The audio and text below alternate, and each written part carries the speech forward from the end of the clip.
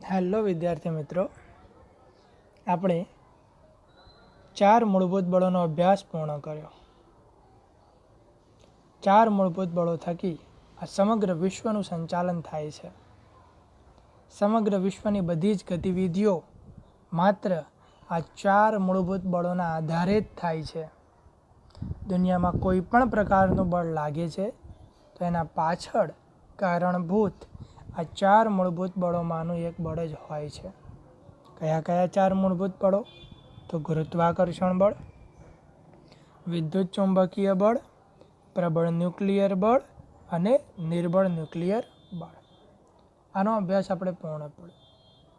હવે આગળ થોડી અલગ ચર્ચાઓ કરીએ કે આ જે સમગ્ર ફિઝિક્સ છે, ભૌતિક વિજ્ઞાન છે, એ કયા કયા પ્રકારના બે પ્રભાવ ક્ષેત્રોની ચર્ચા કરે છે અને એ પ્રભાવ ક્ષેત્રોની અંદર કઈ કઈ ઘટનાઓનો અભ્યાસ કરવામાં આવે છે. તો સમગ્ર વિશ્વને 2 ભાગમાં સરળતાથી વહેંચી શકાય. એક ભાગ છે સૂક્ષ્મ અને બીજો સ્થૂળ. આ બંને ફિઝિક્સના 2 પ્રભાવ ક્ષેત્રો છે, મૂળભૂત પ્રભાવ ક્ષેત્રો. થોડું ઊંડાણપૂર્વક સમજીએ તો સ્થૂળ એટલે થોડું મોટું, જેને સરળતાથી જોઈ શકાય, અનુભવી શકાય, સમજી શકાય, જાણી શકાય, દેખી શકાય. આવું કંઈક હોય તો એને સ્થૂળ ગણી શકાય. અને સૂક્ષ્મ એટલે કે ખૂબ નાનું, જેને સરળતાથી નરી આંખે જોઈ શકાતું નથી, એને સમજવું થોડું મુશ્કેલ હોય છે. તેની ઘટનાઓ થોડી કોમ્પ્લેક્સ, જટિલ હોય છે. તેવા પ્રભાવ ક્ષેત્રને સૂક્ષ્મ કહે છે. તો જોઈએ આપણા જવાબ પ્રમાણે સ્થૂળ પ્રભાવ ક્ષેત્રમાં પૃથ્વી પરની જે મોટાભાગની ઘટનાઓ છે અને જે ખગોળીય એટલે આકાશમાં થતી ઘટનાઓ છે એનો સમાવેશ કરવામાં આવે છે. ધારો કે સફરજનનું પડવું તો આ સ્થૂળ ઘટના છે. ગ્રહોનું સૂર્યની આસપાસ ફરવું તો આ પણ સ્થૂળ ઘટના છે. ક્લિયર? ખગોળીય એટલે આકાશમાં થતી, ખગોળમાં થતી, એને ઇંગ્લિશમાં એસ્ટ્રોફિઝિક્સ કહેવાય, ખગોળ વિજ્ઞાન. આગળ વાત કરીએ તો જ્યારે સૂક્ષ્મ પ્રભાવ ક્ષેત્રની અંદર પરમાણવિક એટલે ખૂબ નાની, આણવિક એટલે પણ ખૂબ નાની અને ન્યુક્લિયસ એટલે પણ ખૂબ નાની ઘટનાઓનો સમાવેશ થાય છે. આણવિક એટલે અણુના સ્તરે થતી, પરમાણવિક એટલે પરમાણુના સ્તરે થતી, ન્યુક્લિયર એટલે ન્યુક્લિયસના લગતી ઘટનાઓ. આપણે જોયું હતું ને, ન્યુક્લિયસમાં કોણ હોય? પ્રોટોન અને ન્યુટ્રોન. એ ન્યુક્લિયસને લગતી ઘટનાઓ એને સૂક્ષ્મ પ્રભાવ ક્ષેત્રની અંદર સમાવવામાં આવે છે. ક્લિયર? તો યાદ રાખીશું, સમગ્ર ફિઝિક્સ 2 પ્રભાવ ક્ષેત્રોમાં વહેંચાયેલું છે, સૂક્ષ્મ અને સ્થૂળ. આગળ વાત કરીએ કે આ જે ફિઝિક્સ છે એની પણ પોતાની ઘણી બધી શાખાઓ છે. કારણ કે ફિઝિક્સ ખૂબ પહોળું છે, ખૂબ વિસ્તરેલું છે. એક જ શાખામાં પૂરેપૂરા ફિઝિક્સનો અભ્યાસ કરવો શક્ય નથી. માટે ફિઝિક્સની જુદી જુદી શાખાઓ પાડવામાં આવી છે અને દરેક શાખામાં પોતાના પર્ટિક્યુલર વિષયોનો અભ્યાસ કરવામાં આવે છે. એમાંની એક શાખા છે પ્રચલિત ભૌતિક વિજ્ઞાન, જેને ઇંગ્લિશમાં કહે છે ક્લાસિકલ ફિઝિક્સ. હવે આ જે પ્રચલિત ભૌતિક વિજ્ઞાન છે એ મોટા ભાગે સ્થૂળ ઘટનાઓનો અભ્યાસ કરે છે. કેવી સ્થૂળ ઘટનાઓ? તેના વિષયો જોઈએ. યંત્રશાસ્ત્ર, જેને મિકેનિક્સ કહેવાય. તમે મિકેનિકલ એન્જિનિયરિંગ એવું નામ સાંભળ્યું હશે. તો એ જે સમગ્ર મિકેનિકલ એન્જિનિયરિંગ છે એ યંત્રશાસ્ત્ર છે, જે ન્યૂટનની ગતિના નિયમો પર કામ કરે છે. તમારા 9મા ધોરણમાં ગતિના નિયમો એવું પ્રકરણ તમે ભણ્યા છો. એ જે ન્યૂટનની ગતિના નિયમો છે એના પર આ યંત્રશાસ્ત્ર કામ કરે છે. અને આવા યંત્રશાસ્ત્રનો અભ્યાસ પ્રચલિત ભૌતિક વિજ્ઞાનમાં કરવામાં આવે છે. આગળ વાત કરીએ તો ઇલેક્ટ્રોડાયનેમિક્સ, બીજો શબ્દ કયો છે? ઇલેક્ટ્રોડાયનેમિક્સ. તો ઇલેક્ટ્રોડાયનેમિક્સની અંદર ઇલેક્ટ્રિક અને ચુંબકીય બંને ઘટનાઓનો અભ્યાસ કરવામાં આવે છે. ઇલેક્ટ્રોડાયનેમિક્સની અંદર ઇલેક્ટ્રોનિકની ઘટનાઓ હોય છે, ચુંબકીય ઘટનાઓ પણ હોય છે. પ્રકાશશાસ્ત્ર, એમાં પ્રકાશને લગતી ઘટનાઓનો અભ્યાસ કરવામાં આવે છે. આપણે કઈ રીતે જોઈ શકીએ છીએ એ પ્રકાશને લગતી ઘટના છે. લેન્સ એ પ્રકાશને લગતી ઘટના છે. તમારા જે આંખના નંબર આવે છે એનું જે સોલ્યુશન છે એ પણ પ્રકાશને લગતી ઘટના છે. જે મરીચિકાની ઘટના છે, તારાના ટમટમવાની ઘટના છે, હીરાના ઝળહળવાની ઘટના છે, એ પણ પ્રકાશશાસ્ત્રને લગતી ઘટનાઓ છે. થર્મોડાયનેમિક્સ, ગરમી લાગી એસી ચાલુ કરી તો એ થર્મોડાયનેમિક્સને લગતી ઘટના છે. તાવ આવવો તો એ પણ થર્મોડાયનેમિક્સને લગતી ઘટના છે. હીટર ચાલુ કરવું તો એ પણ થર્મોડાયનેમિક્સને લગતી ઘટના છે. થર્મોડાયનેમિક્સ તાપમાન અને ઉષ્મા આ બંને ભૌતિક રાશિ જોડે સંકળાયેલી છે. તો આવી વિદ્યા શાખાઓ એટલે કે ફિઝિક્સની બ્રાન્ચોનો અભ્યાસ પ્રચલિત ભૌતિક વિજ્ઞાનમાં કરવામાં આવે છે. જેમાં યંત્રશાસ્ત્ર, ઇલેક્ટ્રોડાયનેમિક્સ, પ્રકાશશાસ્ત્ર અને થર્મોડાયનેમિક્સ જેવી વિદ્યા શાખાઓનો અભ્યાસ કરવામાં આવે છે. ક્લિયર? હવે વન બાય વન આની ડિટેલમાં ચર્ચા કરીએ.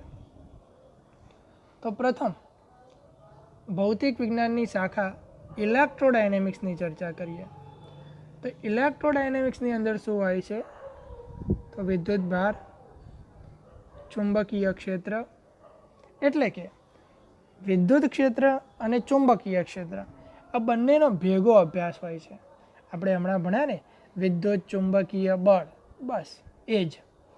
તો અહીં વિદ્યુત ક્ષેત્ર અને ચુંબકીય ક્ષેત્ર, વિદ્યુત ક્ષેત્ર ઉત્પન્ન થાય વિદ્યુત ભારથી અને ચુંબકીય ક્ષેત્ર ઉત્પન્ન થાય ચુંબકથી.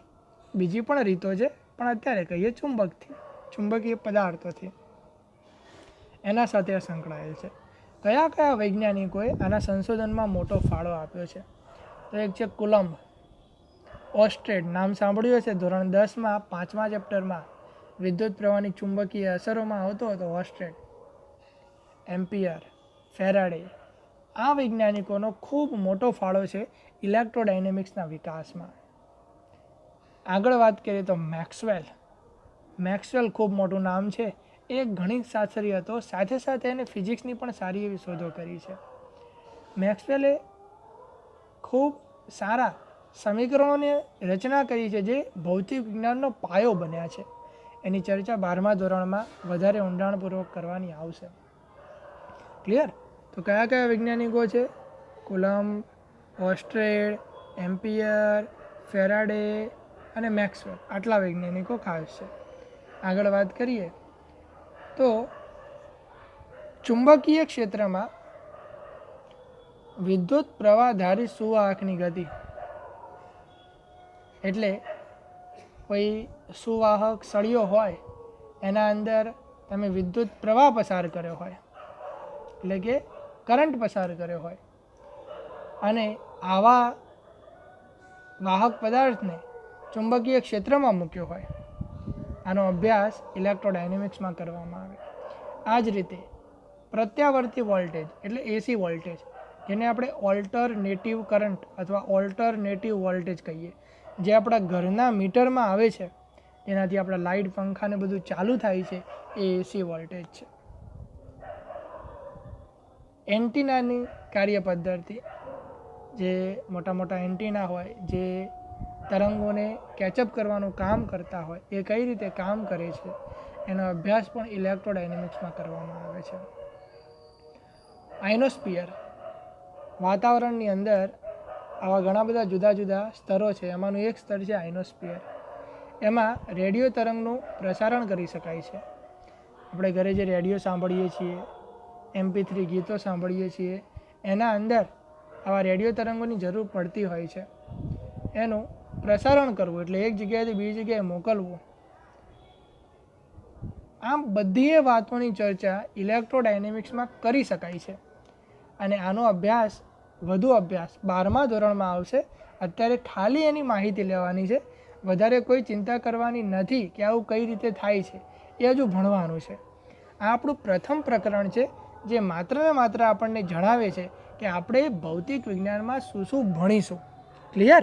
એટલે હાલ આવું કેમ થાય છે એની ચિંતા કરવાની નથી, એ તો આપણે ભણવાનું છે પાછળ. આગળ વધીએ. પ્રકાશશાસ્ત્ર વિશે ટૂંક નોંધ લખો.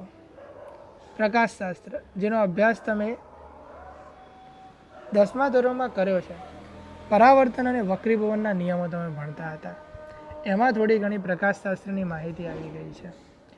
જે પ્રકાશીય ઘટનાઓ છે, હમણાં હાલ મેં તમને જે ચર્ચા કરી એ પ્રકાશનું પરાવર્તન, વક્રીભવન, પ્રકાશનું શ્વેત પ્રકાશનું 7 રંગોમાં વિભાજન, મરીચિકાની ઘટના, તારાનું ટમટમવું, હીરાનું ઝળહળવું, આ બધી વાતો પ્રકાશીય ઘટનાઓ પ્રકાશશાસ્ત્રમાં અભ્યાસ કરવામાં આવે છે. આગળ સાધનોની વાત કરીએ તો ખૂબ નાનું જોવા માટે વપરાતું માઇક્રોસ્કોપ અને ખૂબ દૂરનું જોવા માટે વપરાતું ટેલિસ્કોપ, પાતળી ફિલ્મ જેને કપોટી કહી શકાય, પાતળી ફિલ્મના પ્રયોગો આપણે 12મા ધોરણમાં કરીશું. એના વડે પ્રદર્શિત થતા એટલે કે દેખાતા રંગો, આ બધાની ચર્ચા મેં કહ્યું એ પ્રમાણે શ્વેત પ્રકાશનું 7 રંગોમાં વિભાજન, મેઘધનુષ્યનું દેખાવું, આ બધી જે ઘટનાઓ છે એ બધાનો અભ્યાસ પ્રકાશશાસ્ત્રમાં કરવામાં આવે છે. આપણી આંખનો અભ્યાસ પણ એમાં કરવામાં આવે છે. આગળ વધીએ. થર્મોડાયનેમિક્સ બહુ સરસ મજાનો ટોપિક છે અને ધોરણ 11માં આનું એક પ્રકરણ ભણવાનું આવશે, થર્મોડાયનેમિક્સ, જેને ગુજરાતીમાં કહે છે ઉષ્મા ગતિશાસ્ત્ર. આ થર્મોડાયનેમિક શબ્દ એ તાપમાન અને ઉષ્મા આ બેના સાથે ખાસ સંકળાયેલો છે. એની અંદર ઉષ્માની આપ લે કઈ રીતે થાય, કાર્યની આપ લે કઈ રીતે થાય, અને એ બધાના લીધે તાપમાનમાં, કોઈ પદાર્થની આંતરિક ઉર્જામાં, એન્ટ્રોપીમાં. એન્ટ્રોપી એ કેમિસ્ટ્રીનો એક શબ્દ છે જેનો અભ્યાસ તમારે 11મા ધોરણમાં કેમિસ્ટ્રીમાં કરવામાં આવશે. આ બધામાં કેવા કેવા ફેરફારો થાય એની ચર્ચા કરવામાં આવે છે. ફરી એકવાર, થર્મોડાયનેમિક્સની અંદર તંત્ર એટલે જેનો અભ્યાસ કરતા હોય એ, સ્થૂળ એટલે આપણે એમાં મોટી ચર્ચાઓ કરવાની આવશે. સ્થૂળ સંતુલન સાથે સંતુલન એટલે કે તાપમાન સમાન થયેલું હોય એની ચર્ચાઓ આપણે ઉષ્મા ગતિશાસ્ત્રમાં ખૂબ જ ડિટેલમાં કરીશું. આખું પ્રકરણ ભણવાનું આવ્યું 30-40 પત્તાનું. તો કોઈ તંત્ર એટલે કે જે પદાર્થનો અભ્યાસ કરીએ છીએ, એક્ઝામ્પલ તરીકે થર્મોસ, એમાં ભરેલી ચા, તો એના પર કંઈક બહારથી કાર્ય કરવામાં આવે, બહારથી કંઈક ઉષ્મા આપવામાં આવે, તો એના લીધે અંદર એના તાપમાનમાં, એની આંતરિક ઉર્જામાં, એની એન્ટ્રોપીમાં, બધામાં કેવા ફેરફારો થાય એની ચર્ચા આપણે થર્મોડાયનેમિક્સમાં કરીશું. એના સાથે સાથે બહુ મજાની વાત છે, ઉષ્મા એન્જિનો. જે તમારું બાઇકનું એન્જિન છે ઉષ્મા એન્જિન છે, એ ગાડીનું એન્જિન છે ઉષ્મા એન્જિન છે, બરાબર. રેફ્રિજરેટર, તમારા ઘરમાં જે ફ્રીજ છે એની કાર્યક્ષમતા, બહુ સરસ મજાનો શબ્દ છે કાર્યક્ષમતા. તમે કોઈ વાર ફ્રીજ ખરીદવા ગયા હોય અથવા તો ઘરે તમારું નવું ફ્રીજ અથવા એસી હોય તો એના ઉપર સ્ટાર દોરેલા હશે, 3 સ્ટાર, 4 સ્ટાર, 5 સ્ટાર. એ શું છે? તો એ સ્ટાર એની કાર્યક્ષમતા બતાવે છે. કાર્યક્ષમતા એટલે વધુ કાર્યક્ષમતા હોય તો ઓછી વીજળી બાળે અને વધુ સારું કામ કરે, અને વધુ કાર્યક્ષમતા કહેવાય. એ કાર્યક્ષમતાના સૂત્રોનો પણ આપણે અભ્યાસ કરીશું. આગળ, કોઈ પણ ભૌતિક કે રાસાયણિક પ્રક્રિયા કઈ દિશામાં થશે? કઈ દિશામાં થશે એટલે ચાનો કપ હોય, એના અંદર ગરમ ચા ભરેલી હોય, તો એ ગરમ ચામાંથી ઉષ્મા ક્યાં જશે? એ ઉષ્મા વાતાવરણમાં જશે કે વાતાવરણની ઉષ્મા કપમાં જશે? આ બધું નક્કી કરવાનું કામ થર્મોડાયનેમિક્સ કરે છે. અને એના નિયમો પણ છે. જેમ ન્યૂટનની ગતિના નિયમો ભણ્યા તમે, એમ થર્મોડાયનેમિક્સના નિયમો પણ છે. એ બધાનો અભ્યાસ આપણા ભૌતિક વિજ્ઞાનમાં કરવાનો આવશે. હજુ આપણે એનો અભ્યાસ કર્યો નથી, એનો સમગ્ર અભ્યાસ આપણે કરીશું. અત્યારે માત્ર આટલી વાતો યાદ રાખવાની છે કે આવું આવું કામ થર્મોડાયનેમિક્સમાં થાય છે, બરાબર. એનો પૂર્ણ અભ્યાસ એ આપણે થર્મોડાયનેમિક્સ નામના પ્રકરણની અંદર કરીશું. આગળ વાત કરીએ તો સૂક્ષ્મ પ્રભાવ ક્ષેત્રમાં શેનો અભ્યાસ થાય છે?